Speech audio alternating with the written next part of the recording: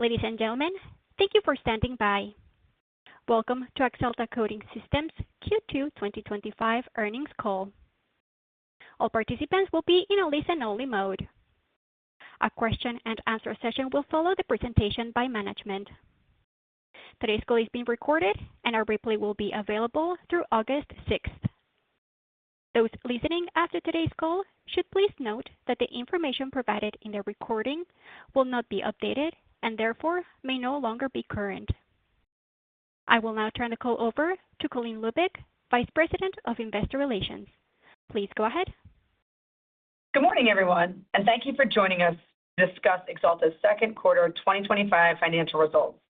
I'm Colleen Lubick, Vice President of Investor Relations. With me today are Chris Villavarayan, our CEO and President, and Carl Anderson, our Chief Financial Officer. We posted our second quarter 2025 financial results and earnings release this morning. You can find today's presentation and supporting materials on the Investor Relations section of our website at axalta.com, which we will be referring to on this call.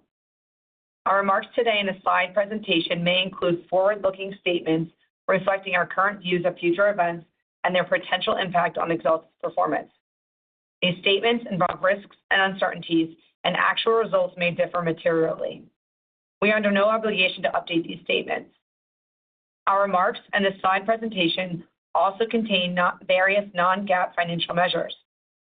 We've included reconciliations of these non-GAAP financial measures to the most directly comparable GAAP financial measures.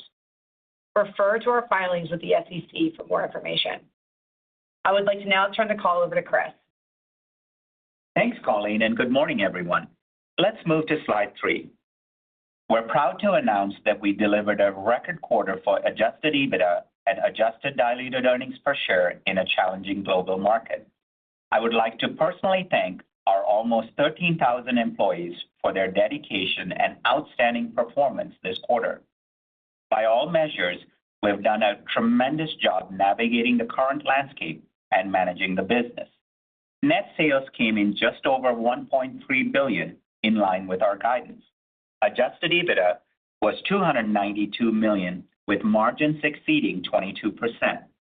This marks the 5th consecutive quarter that adjusted EBITDA margins have been at or above the 21% target outlined in our A-Plan. This was a noteworthy achievement given the significant volume pressures underscoring Axalta's disciplined execution and sustained cost management.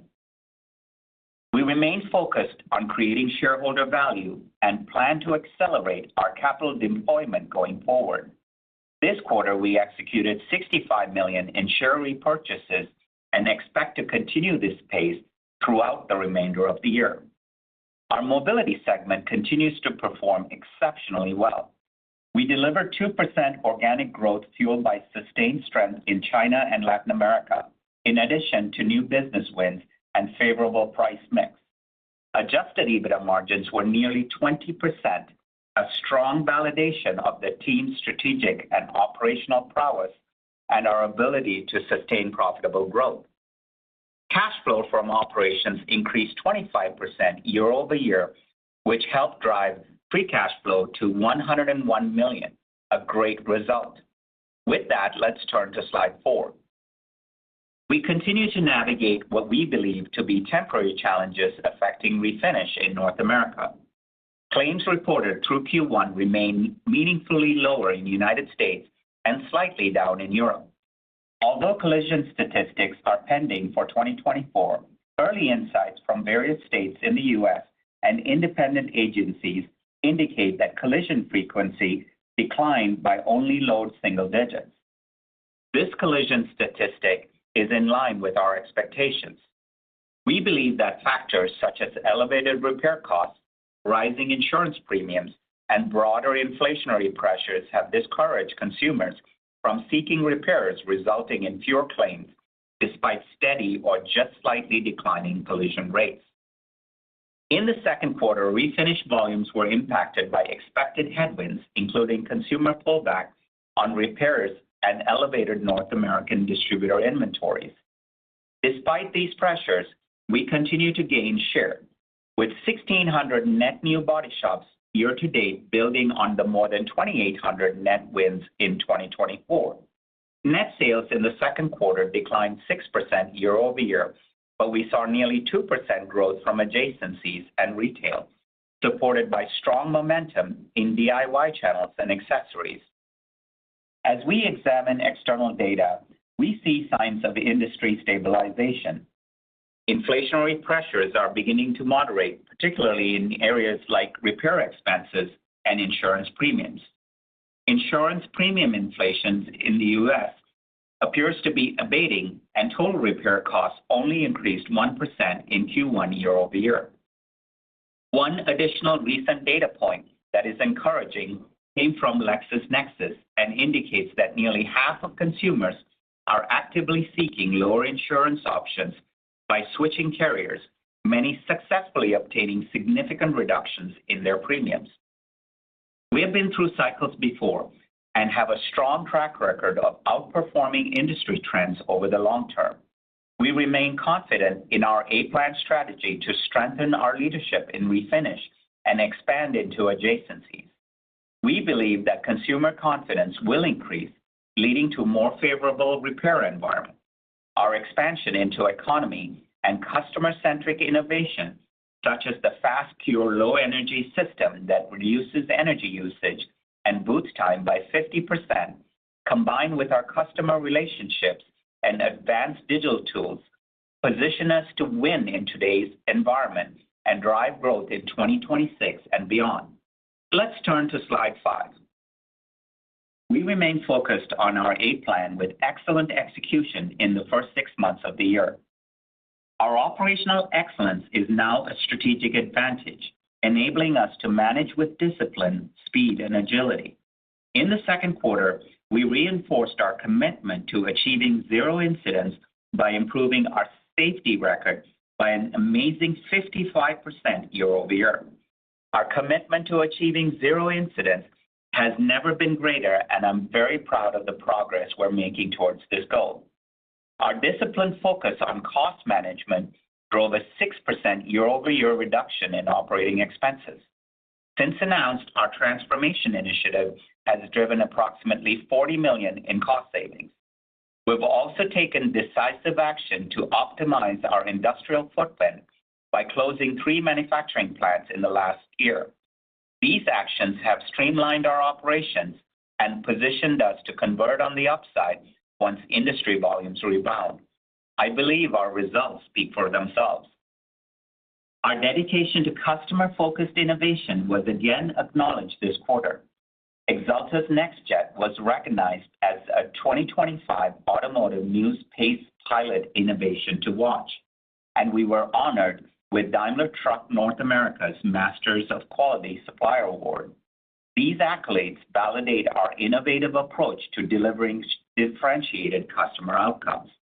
Finally, we're consistently strengthening our financial position by maintaining total net leverage in line with our A-Plan targets, while also capitalizing on opportunities to repurchase what we believe is undervalued Axalta stock. These actions position us for sustained long-term value creation. I will now turn the call over to Carl for a financial update. Thank you, Chris, and good morning, everyone. Let's turn to slide 6. In the second quarter, net sales totaled $1.3 billion, down approximately 3% year-over-year, primarily due to lower volumes in performance coatings. This was partially offset by positive foreign currency translation and contributions from CoverFlex. Gross margin improved by 100 basis points, 35%, driven by favorable cost dynamics and operational efficiency. While income from operations declined by $12 million, this was largely due to restructuring-related costs, actions all aligned with our long-term strategy. We delivered adjusted EBITDA of $292 million, a company quarterly record, and up slightly versus the prior year. Adjusted EBITDA margin expanded by 90 basis points to 22.4%, underscoring our ability to manage costs and drive profitability in a dynamic environment. Variable costs declined 2% year-over-year, slightly better than expectations. For the full year 2025, our raw material cost outlook remains unchanged, and we expect variable costs to remain approximately flat. SG&A expenses declined 2%, and when excluding acquisitions and FX, the reduction year-on-year was nearly 6%, reflecting our focus on cost discipline. Adjusted diluted earnings per share rose 5% to 64 cents, primarily driven by lower interest expense and lower shares outstanding as a result of our share repurchases during the quarter. Finally, cash provided by operating activities was $142 million, up 25% from a year ago, and free cash flow totaled $101 million, reinforcing our ability to consistently generate meaningful cash flow. Moving to slide 7. Net sales for Performance Coatings declined 6% year-over-year to $836 million, driven primarily by lower volumes and unfavorable price mix, primarily in North America. These declines were partially offset by contributions from CoverFlex and foreign currency translation benefits, primarily related to the appreciation of the euro. Refinished net sales decreased 6% to $514 million, with organic sales down high single digits due to volume declines related to industry softness and distributor inventory corrections impacting price mix year-over-year. The incremental contributions from CoverFlex and foreign currency translation partially mitigated these declines. Price mix was down mid-single digits in the quarter as unfavorable mix in North America offset price benefits. Industrial net sales declined 6% year-over-year to $322 million, primarily due to lower volume resulting from continued macro softness, predominantly in North America. Positive price mix and favorable foreign currency translation partially offset the impact from lower volumes. In the second quarter, Performance Coatings delivered adjusted EBITDA of $200 million, yielding a margin of 23.8%. While results were impacted by lower North America volumes, one of our more profitable regions, cost discipline and operational efficiencies helped mitigate the effect. The team's ability to manage variable and operating costs effectively demonstrates why we expect to see improved earnings conversion when revenue inflects positively, which we anticipate to occur in the fourth quarter and into next year. Let's move to slide 8. Mobility Coatings' second quarter net sales were $469 million, an increase of 1% from the prior year, with organic sales contributing approximately 2 percentage points of growth. Light vehicle net sales were up 2% in the second quarter, driven by organic net sales growth in 3 out of the 4 regions, which more than offset anticipated declines in North America due to a decline in auto production and plant shutdowns within the region. Price mix was a low single-digit tailwind in the quarter, driven by selective pricing and favorable mix, primarily in Latin America. Commercial vehicle net sales declined 4%, primarily due to volume headwinds related to expected declines in Class 8 production, which were down 17% in the second quarter from a year ago, partially offset by momentum in our commercial transportation solutions. Positive price mix was primarily driven by a favorable product mix and pricing adjustments to offset foreign currency headwinds. During the quarter, Mobility Coatings reported a 35% increase in adjusted EBITDA year-over-year, reaching $92 million. Adjusted EBITDA margin expanded by 500 basis points compared to the prior year, nearing 20%. While the results had some one-time benefits relating to pricing true-ups, this is truly a fantastic result, driven by the disciplined effort of the team, helping to drive 11 consecutive quarters of year-on-year adjusted EBITDA margin expansion. Margin growth across both segments were primarily attributed to positive price mix, lower variable costs, and reduced operating expenses. Turning to slide 9. We continue to execute against our capital allocation priorities with discipline and focus. We generated $142 million in cash from operations in the second quarter. Notably, we repurchased $65 million of our shares and invested $45 million in capital expenditures aimed at boosting productivity and efficiency. Our 2024 debt refinancing initiatives are already paying off. We reduced $5 million off our interest expense this quarter, a 10% improvement year-on-year. We are also on track to achieve the A-Plan 2026 interest expense target of $180 million for the full year 2025, 1 year ahead of plan. Our total net leverage ratio remains at 2.5 times, consistent with our A-Plan target range, providing us with the flexibility to accelerate capital deployment while maintaining a strong balance sheet. And we also expanded return on invested capital by 110 basis points from last year to 14.3%. Let's turn to slide 10 for our view on the third quarter and 2025 guidance.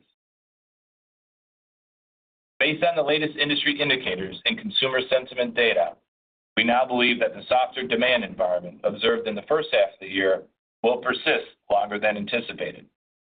Our prior guidance had assumed a gradual easing of tariff-related uncertainty and a rebound in consumer confidence heading into the back half, particularly in North America. However, recent trends suggest that these improvements are not materializing at the pace we had anticipated. For the third quarter, we expect net sales to decline low single digits compared to last year, in line with the second quarter. This outlook reflects positive price mix year-over-year in 3 of our 4 end markets, which will help offset expected volume softness, largely concentrated in performance coatings. We are assuming a sequential decline in light vehicle and Class 8 production levels, consistent with third-party forecasts, partially offset by our new business wins in Brazil. Further, Europe will step back similar to past seasonal trends, with slight offsets stemming from price mix benefits.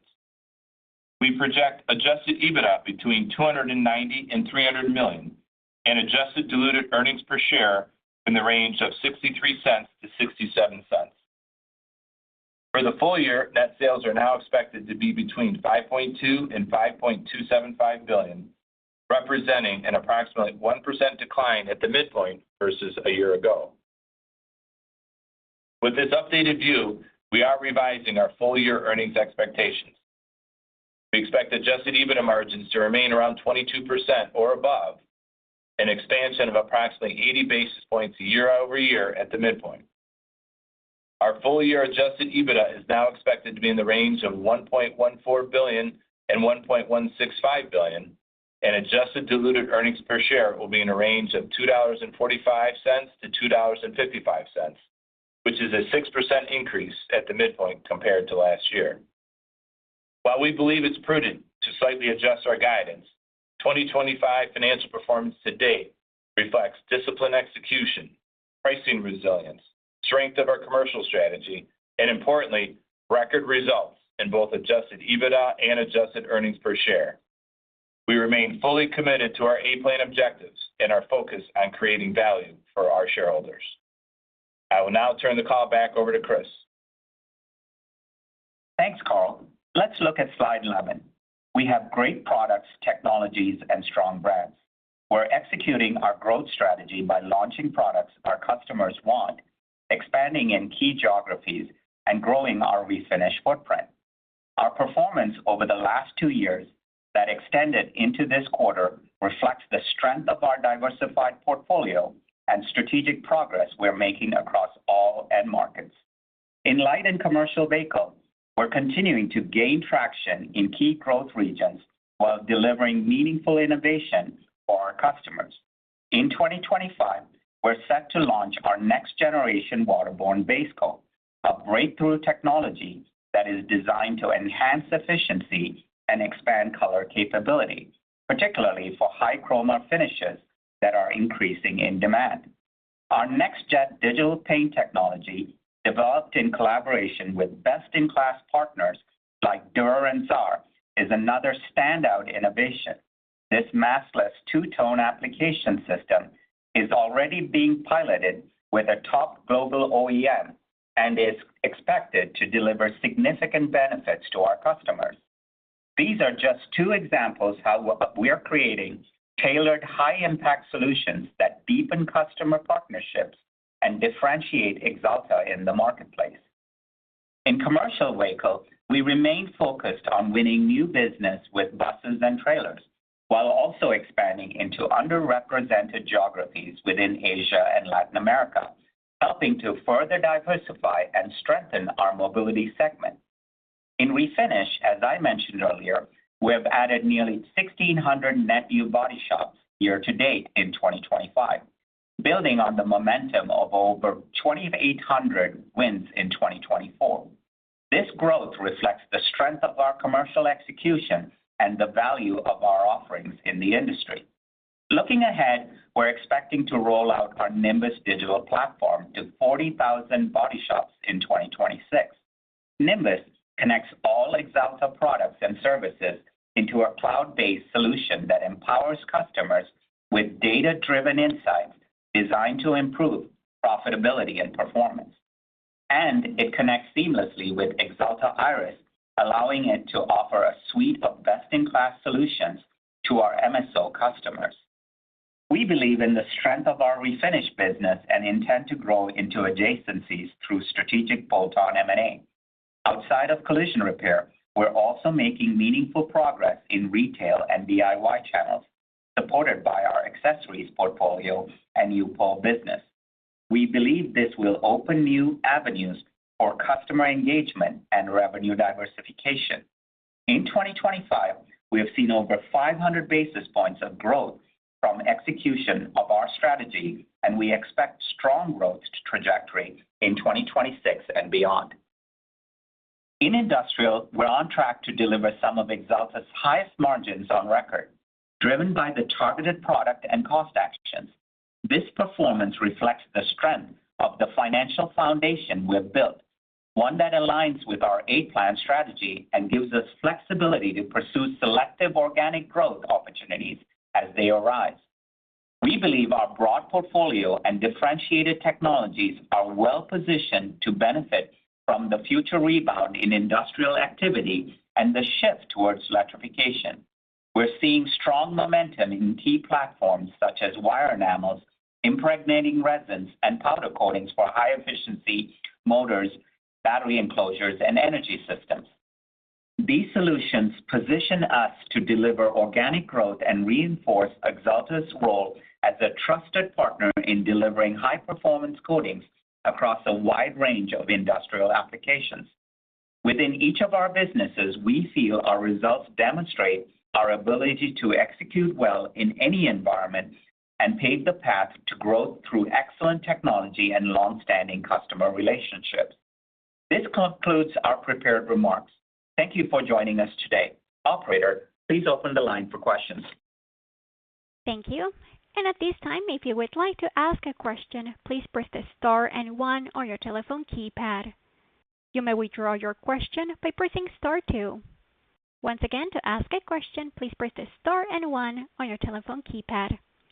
We'll take our first question from Chris Parkinson from Wolfe Research. Please go ahead. Your line is open. Awesome. Good morning, everyone.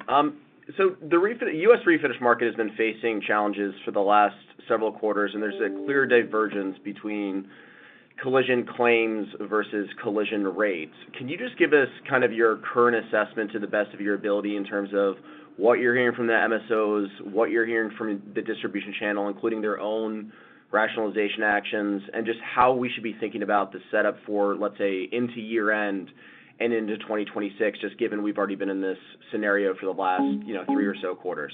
Thank you so much. Sure. Good morning, Chris.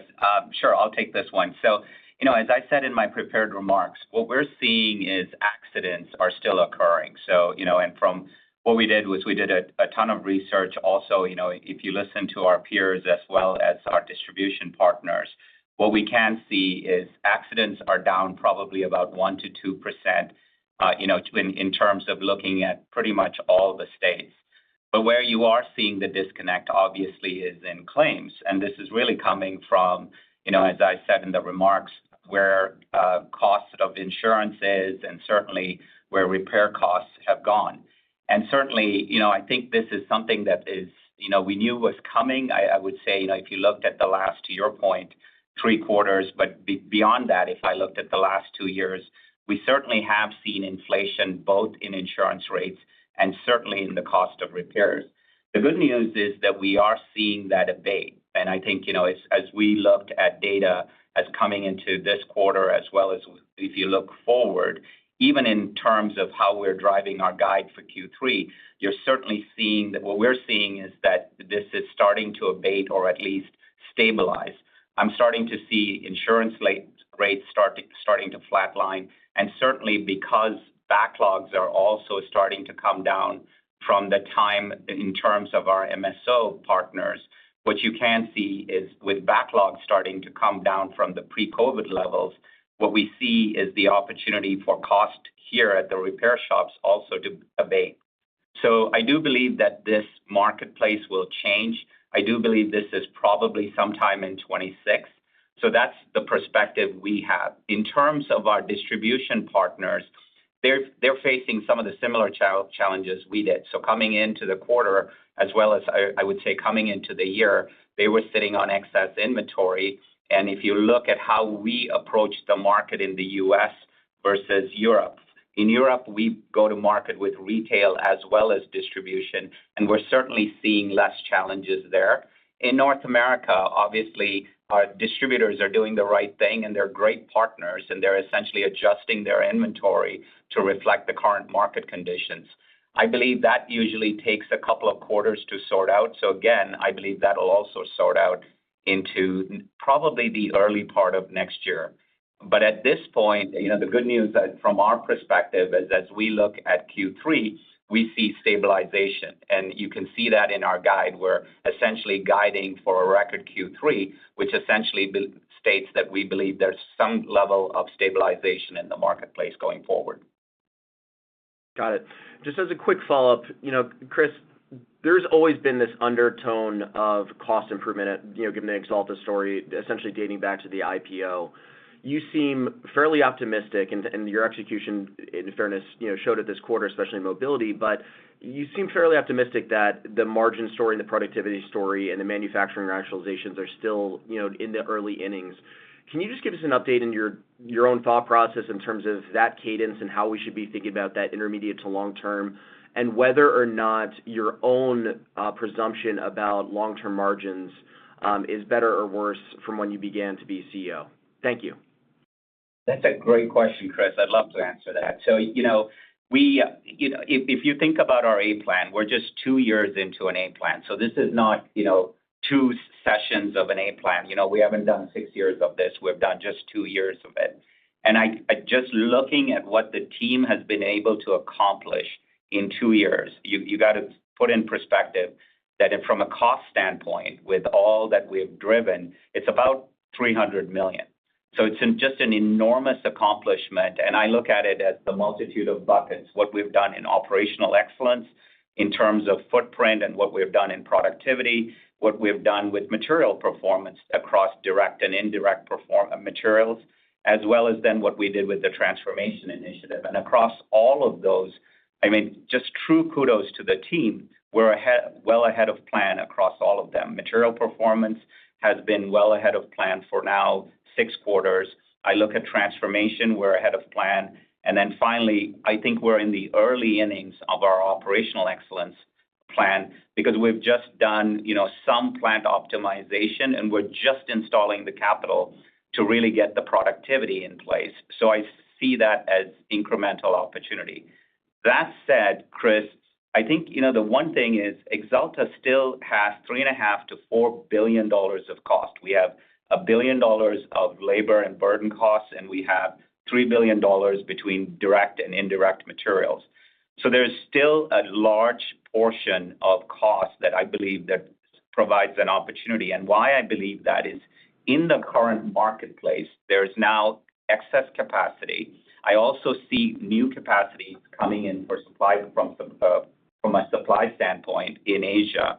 So I do believe that there is still upside on material performance in the future. On top of that, everything that I see with AI and technology, what we can do to provide services will vastly improve. And then the simplicity of that is, even the Nimbus tool, how we access our customers in the refinish space. Next year, we're going to put 40,000 Nimbus platforms across our body shops. That'll provide us data on efficiency and productivity across, our MSO customers, as well as give them the ability to order online on our full suite of products. That drives enormous levels of supply chain efficiency and sales efficiency. And then I think there's even more we could do with AI on our, let's call it, back office and customer service side. So I do believe there's still a true story, and we're still in the early innings of our, let's call it, our operational performance story or our cost story. And I do believe there is still upside on our margin story, and I look forward to telling you about that in the next day plan. Thank you for the detail. Thank you. Our next question comes from Ghansham Panjabi with Baird. Please go ahead. Your line is open. Hey guys, this is actually Josh Vesely on for Ghansham. Thanks for taking the question. I just wanted to go back. You guys gave a good chart in 1Q, just focusing on your organic net sales performance relative to industry volume performance. I wonder if you could, just go through that specific to 2Q, just talk about how Axalta performed amongst your business units relative to broader end market performance. Thanks. Yeah, good morning, Josh. Yeah, so from an organic perspective, you can see top line we were down about 3%, obviously from a consolidated basis across all of our markets. If I break it down by business, I would say mobility continues to perform extremely well. So we were up in 3 of the 4 markets. When I kind of look at just across mobility, which is more of a light vehicle story, I think commercial vehicle that continues to be really a great story for Axalta. So if you look at Class 8, that market was down about 17% in the quarter, year on year. And you can see we were down very low single digits in commercial vehicle. And that was really driven by just continued outperformance in our CTS business, as well as outperformance even within commercial trucks. So across the board, I think our mobility team continues to execute extremely well. And the industrial business, we were down about 6% on a year-over-year basis. I think we're seeing that kind of in line with the markets that we participate in. And then the last one, if I look at really is what's happening in refinish. Chris kind of articulated what's happening here in North America. But if I look at, we continue to perform and outperform markets in Europe as well as in the rest of the world as well. So again, I think we're very excited for the performance in the quarter. And just as a continued reminder, this is a record EBITDA and record EPS quarter for Axalta in a pretty tough macro. And I think we're more excited about when revenue does inflect positively, that we will outperform quite dramatically. Okay, great. Thanks. That was super helpful. Maybe one more for me, just focusing in on guidance. If I look at, the implied adjusted EBITDA 4Q guidance for the remainder of the year, implies a pretty healthy step up on a year-over-year basis in 4Q. So just wondering if, for modeling purposes, if there's anything we should keep in mind that's driving that step up or just any puts and takes there. Yeah, no, I mean, as we look at overall from a company perspective, we continue to execute. So we have, there's continued opportunities we're seeing in cost actions. We are anticipating that, don't forget in the fourth quarter, mobility revenue will step up from where it's kind of running at in the third quarter. We're also seeing refinish will begin to inflect a little positively as well, which will actually help the overall margin story and the EBITDA story for us. So as you can see in the guide, we did take it down slightly, about $10 million for the year kind of at the midpoint or at the low end of the range. But I would say, given the performance that we just did in the first half of the year, we obviously are very committed to ensuring we deliver the guidance we set forth. Okay, great. Thank you very much. Thank you. Thank you. We will move next with John Roberts from Mizuho Securities. Please go ahead. Your line is open. Yeah, thank you. The U.S. had a pull forward in auto sales in April into May, and then sales cooled in June. How is that affecting new car production? And in the non-U.S. MSCA compliant cars, are you seeing any positioning yet in Canada and Mexico in anticipation of kind of the tariff changes?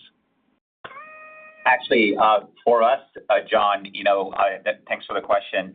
when I look at last quarter, U.S. was actually a bit weaker because some of the customers that we had took some shutdowns. For us, the strength really came as it continues to from China and LATAM. China, the market was somewhat stable, but we continued to grow and outpace the market. And LATAM, obviously with our new business wins, was just a great story for us. Another good story, and Carl hit on this, 3 out of the 4 regions were up for us. And Europe was also good in terms of the market was stable, and we also outperformed the market slightly here. So those were 3 good news stories for us. Specific to North America, in terms of pull forwards, we actually saw some of our customers down for a period in North America. So we do expect actually a little bit of a step up beyond just the normal shutdowns that we have in Q3. So our objective is actually to see, probably consistent volumes. And to the point that Carl made, I think, on top of what we're seeing in light vehicle, I would say light vehicle is up, builds are up slightly from 89 to, let's call this 89.2 to 89.4. We expect, I think, probably about a 1 to 2% increase based on our performance to the back end. A lot of it which is coming from China and LATAM. On top of that, and I know you didn't ask about this, but the commercial vehicle story, Carl gave you a perspective of Q3, but when we look at the full year, we're expecting the market to be down probably about 25 to 30%, but we will be up probably 1 or 2%. That's really driven by the fact that the team has just done an incredible job of really selling into the commercial transportation space and just taking the downtrack volume from Class 8 and being able to quickly pivot and really do a great story selling into the CTS space. Great. Thank you. Thank you. Our next question comes from Duffy Fischer from Goldman Sachs. Please go ahead. Your line is open. Yeah, good morning. I was wondering if you could help size, so you talk about 1,600 new body shop wins year to date. How does that compare to last year? What does that mean as far as kind of incremental revenue, for you guys this year? Is there a load into that's an anniversaries? And then roughly how long do you think you can keep this pace? It seems like a very big number relative to the number of body shops in the U.S. So is there a half-life on this where you can do it for another year or 2 years? Well, that's a great question. We've actually done 10,000 body shops over the last 4 years, Duffy. And if you look at it, we've normally averaged about 2,400 to 2,600 a year, and that was what we had last year. So it's a great news story for the first half of the year and what we've accomplished, to your point. And the really cool part about that is a significant amount of that. We had a record number of mainstream and economy body shops in that, which was a great story because it aligns with the strategy. We wanted to get into mainstream and economy because it's only about 10 to 11% market share that we have here versus the premium space where we have over 40% market share. So it's actually been a great story for us because we've been able to pivot and grow into this area. And it aligns with the CoverFlex acquisition. So it's been good. I truly believe, especially with the market share that we have in mainstream and economy, we have a pretty good runway ahead of us. So, we can continue at this pace as I think about the back half of the year. And certainly, it's a step up from where we have been, but we've consistently delivered about 2,500 net body shops or 10,000 over the last 4 years. Great, thanks. And then just a second one, how can you get investors comfortable? Because obviously your refinish numbers on the top line look a little bit weaker than your 2 U.S. peers that have given us data. They're down low single digits and you're down high. How can you get people comfortable that there's not something structural happening there, that it is just a customer mix issue and that should mean revert? Yeah, Duffy, as we look at this, the quarter played out exactly as we were planning and what we shared with you and the investor community last quarter. So Chris talked, there is destocking going on with one of our large customers. that will continue to play out probably through Q3 and maybe towards the end of the year. But overall, we continue to win in refinish. We are winning in North America, in EMEA, and across the world. We are extremely bullish about our refinish business as we move forward. I think this is temporary, and every measure that we look at, Chris kind of articulated some of the recent trends on costs and repair. One interesting perspective as well as we think about some of the reconditioning companies out there as well. We're seeing pretty significant increases in activity, and I think that usually tends to be a precursor for where the market's going to go in the future. So overall, I mean, this is the number one question we get. I would just keep pointing out that even in the quarter that we just announced, Axalta had its best EBITDA and best earnings per share in the history of the company. Maybe just adding to what Carl said, and I think we're referring to CarMax and Carvana, and in reality, if we think about lease cars coming off, 2 years ago it was about 16%, I think, in 2022.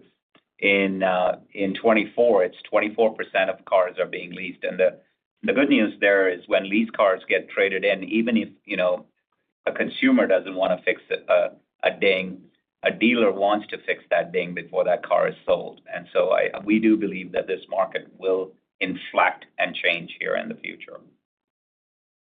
Terrific. Thank you, guys. Thank you. Thank you.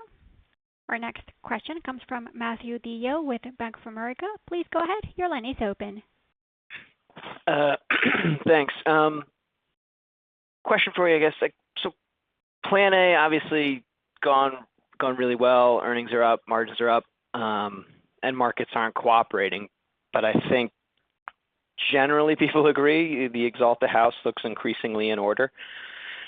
I know for you kind of answered Parkinson's question a bit on more to do on the cost front, but I'm just thinking about, it's kind of a rare opportunity where one of your larger peers is kind of finally looking inward. And so wondering why right now isn't a better time to make a play and do something a bit more structural with your portfolio here. I'll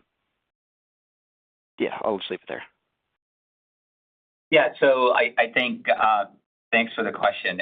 First, coming in, one thing that we wanted to do was certainly drive the margins to a point that we, believed that we could get the businesses to. I think the first objective was to, looking in the past 2 years, we wanted to make sure the foundation was at a strong point. And that was not in terms of one business, but it was across all 3 businesses. And if I look at, where margins have come, we've done, 1,500 basis points of margin improvement, even if we look at mobility, and certainly, over 1,000 if I look at where we've come in terms of industrial. And the targets, to your point, that we set on industrial, we set a target of 400 basis points improvement just less than 2 years ago, and they're going to be well north of that as we finish the year. But primarily the objective was to set the foundation at a good place, and then to make choices on if there were opportunities. I still think there is still a little bit more to be done on the cost side and the margin side. Even with the current marketplace, I would tell you that, for us, if I looked at the 4 metrics on the financial metrics that we had, with the exception of obviously where we are with markets and sales, we will hit all the other 4 A-plan metrics a year ahead of plan or by the end of this year. And one of those other metrics that we have to hit is then $1.2 billion of EBITDA, which comes off, 21 or 22%.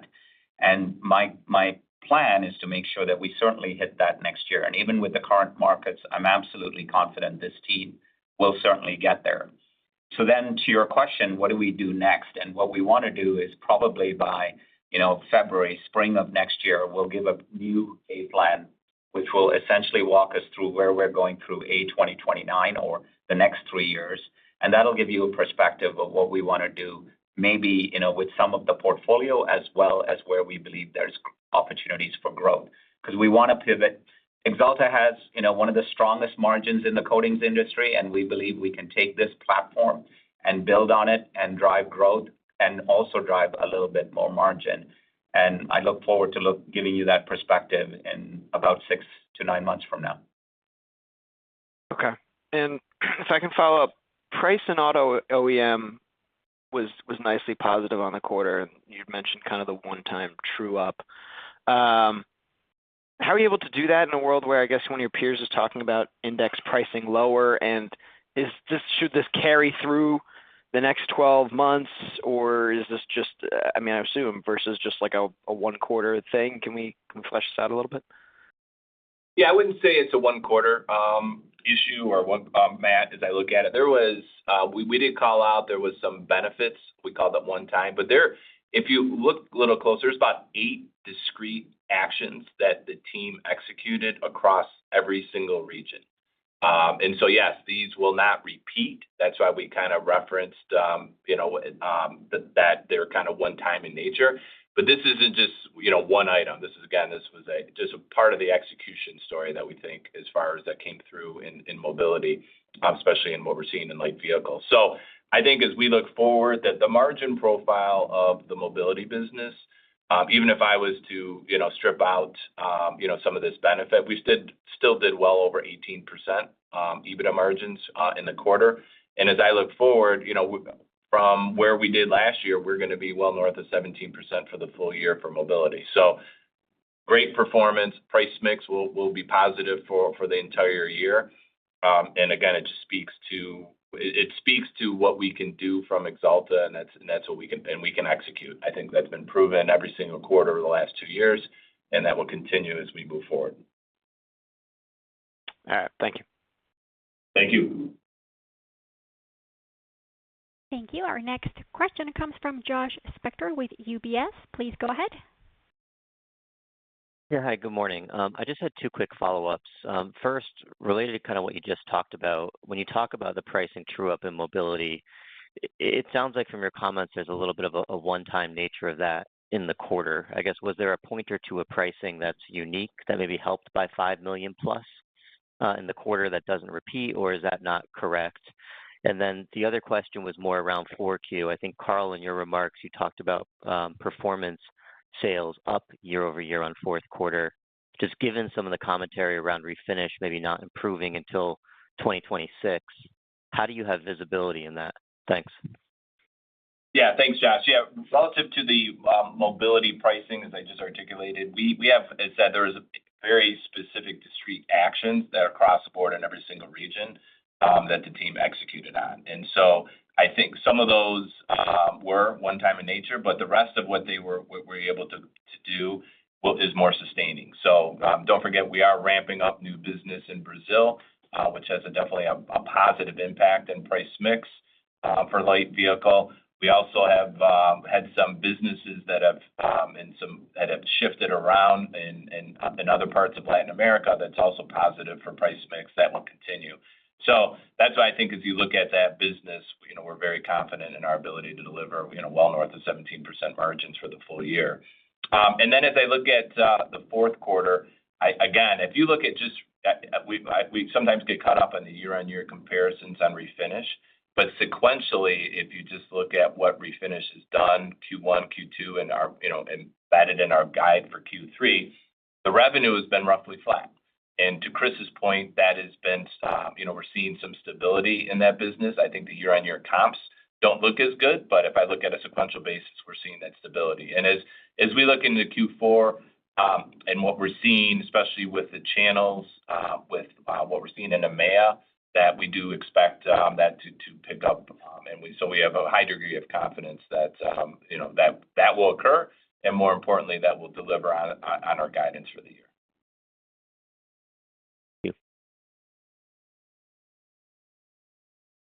Thank you. We will move next with Vincent Andrews with Morgan Stanley. Please go ahead. Thanks and good morning. I wanted to ask about price in performance coatings, or price mix, I should say, at least versus our forecast. And I think what you said at 1Q, I think it came in a little bit lower than, I think we're kind of talking about flattish maybe around 1Q, and it came in down 2%. So if you could talk about that a little bit, and then I have a follow-up. Sure. So I'll take this one. Good morning. So the first thing is, two reasons. The first one is obviously, our strongest margin performance region is North America. So when North America is down as it was in the last quarter, you get a negative mix impact primarily because of the size of North America. It's not something that our performance in Europe, LATAM, and Asia can offset, especially with the scale of the decline year-over-year comp on specific to North America. But the second reason was it's really our strategy. It's our growth story.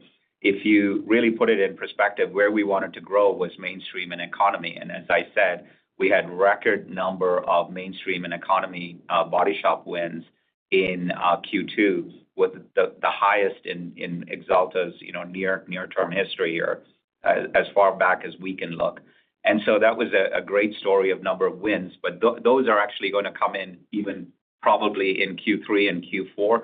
But our performance to the mainstream and economy segment essentially means the mix, the price point is lower. So it actually impacts us from a mix standpoint as we grow this. For us, obviously from let's call it a refinish margin perspective, the mix is negative. But for overall Axalta or for overall performance coatings margin, it's actually accretive because of the size of the scale of how it impacts us.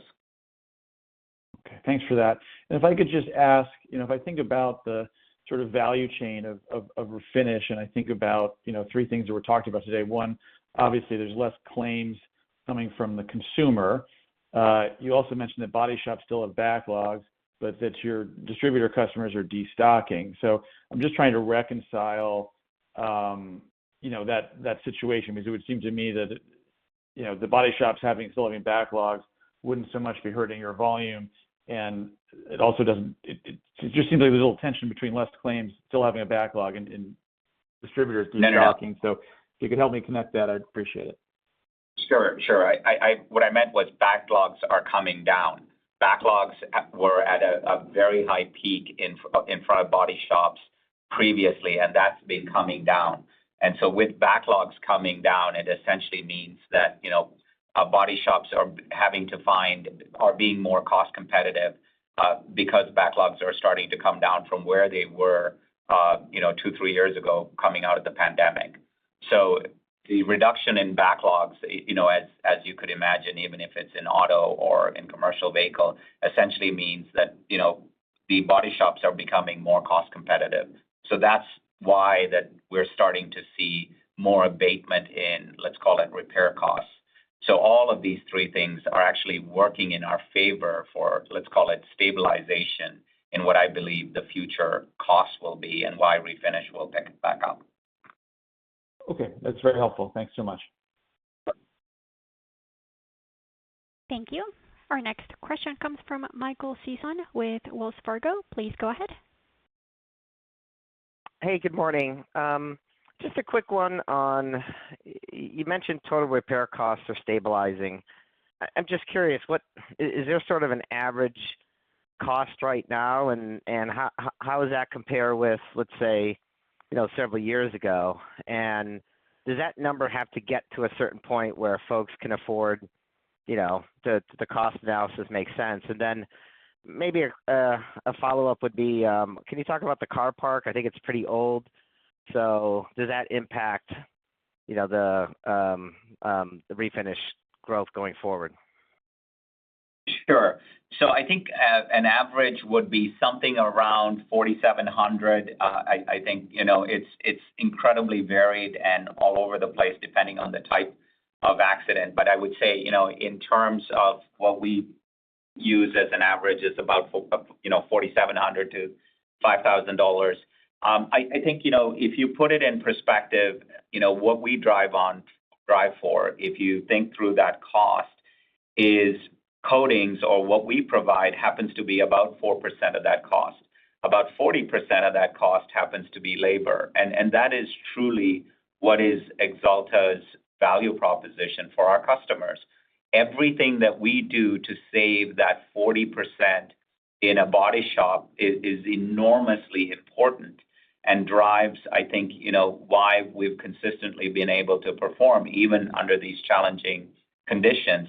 Winning in this marketplace and winning, 1,600 body shops at a higher ratio than what we've done through the last 3 to 4 years is primarily because we provide that efficiency and that ability to provide products that essentially, whether it's reducing, time in the body shop by 50% or the amount of coatings by 50% or the labor input by about, 10 to 20% makes a huge difference. So those are what we drive. My expectation is that even though costs will be flatlining, everything that we can do to drive that performance and that efficiency will certainly help the body shop and keep us winning as I think about 26 and beyond. Got it. Thank you. You're welcome. Thank you. We will move next with John McNulty with BMO Capital Markets. Please go ahead. Your line is open. Yeah, good morning. Thanks for taking my question. So when you think about the 40,000 body shops that are going to have Nimbus and Iris technologies next year, how much does that add to the growth rate when you think about 26 versus 25? A great question, John, and good morning. Maybe I'll just give it to you in our performance without those tools this year. And, really, if I think about what Nimbus provides, is Nimbus gives us access to not only provide the efficiency tools and just, locks those customers with us, but it also gives us the ability to sell adjacent products. And so, it's our ability to sell putties, fillers, everything else that is needed and improve our share of wallet with those customers. And a perfect example is without that tool this year and with the numbers that you saw in our Q2 results, we've been able to drive about 200 basis points. 2% of our growth came from adjacencies in just this last quarter in this challenging marketplace. So, whatever we did with our acquisitions, plus, let's call it, what we're doing with such as U-Pol, is certainly helping as I think about this challenging marketplace. And what Nimbus will do is provide us the ability to provide that access faster, as opposed to waiting for sales teams or waiting for a phone call. We can now have access into those body shops and essentially be able to tell when folks are out. We can also help them with efficiency tools and get them products faster. And also start, driving promotions through those tools. So we see that as a great opportunity as I think about next year on the tool.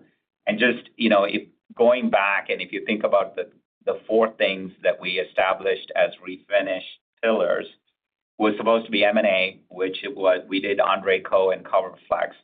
And Andre Co. is being a home run for us. We've gotten 600 body shops in Switzerland, which are premium customers that we've been able to sell, again, accessories on top of all the products, the coatings that we sell. Second one was adjacencies. U-Pol has been great and, bringing that to the U.S. and now partnering it with tools like Iris and Iris Mix helps us also push adjacent products through the digital tools. The third one was really getting into the economy segment, which has worked out just really well in terms of what we've done in terms of body shop wins. A perfect example, again, record quarter for mainstream and economy.